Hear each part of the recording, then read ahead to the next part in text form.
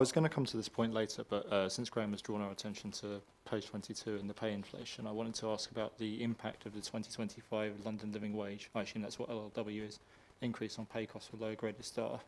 At the moment, G2 has fallen below the London Living Wage since the increase in October. I don't believe that's been addressed, at least in a school setting.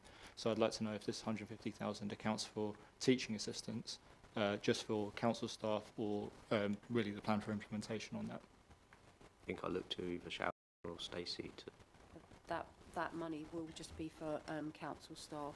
That's been an estimate in terms of a very broad estimate in terms of how much money we need to put in for that.